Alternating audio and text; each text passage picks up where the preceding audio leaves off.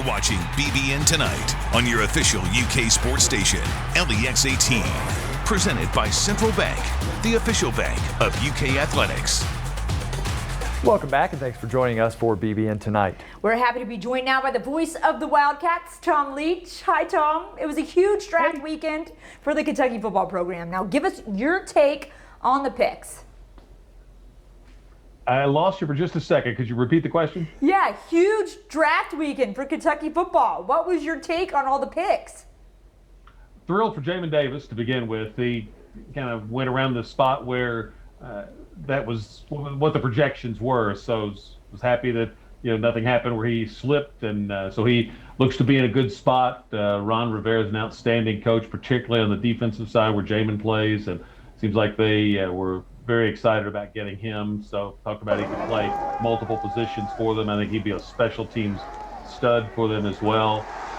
And we're just happy for all the guys that got picked, and the ones that signed free agent contracts seem to be in good spots as well.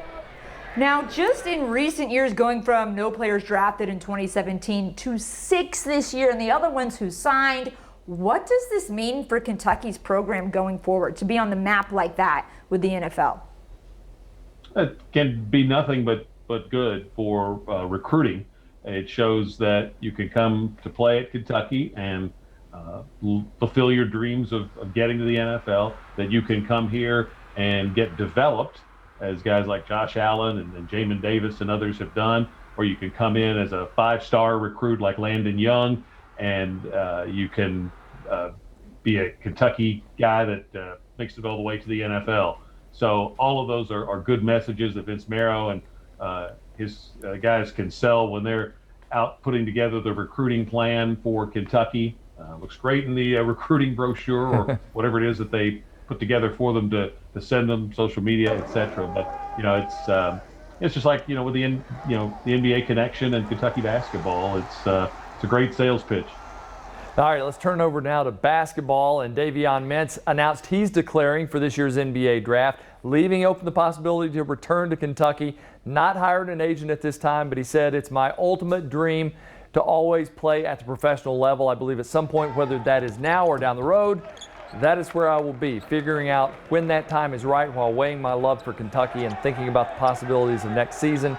Has not been easy, and to be fully honest and transparent, I've not come to a decision yet at what I will ultimately do." Tom, this is what we've expected Mintz to do, but whatever he might choose to be more important now than the decommitment of Nolan Hickman. Oh, absolutely. You'd love to have Davion back as a guy. Ideally, they want to find their starter at point guard, and then Davion could either be a starter at the 2 or a backup point that also can play at the 2 and get his minutes that way. I think with Hickman decommitting and Askew leaving, if you're Davion Mintz, you feel good about getting your minutes if you're back here, getting minutes to give you a shot to showcase your game to get you to some kind of professional contract. I was trying to read between the lines on what he said, really couldn't pick out anything that would give me any hardcore clues. If he is looking at it as going through the process, get the evaluation for the NBA, see what you need to work on, see what they see as the areas where they would like to see you improve, and you kind of go into it thinking, I'm most likely going to be back unless I hear something really good. Yeah, I think that's the best case scenario for Kentucky if that's the way he's thinking. But it's a different situation with a guy who's much older than a one-year player that's just a year removed from high school.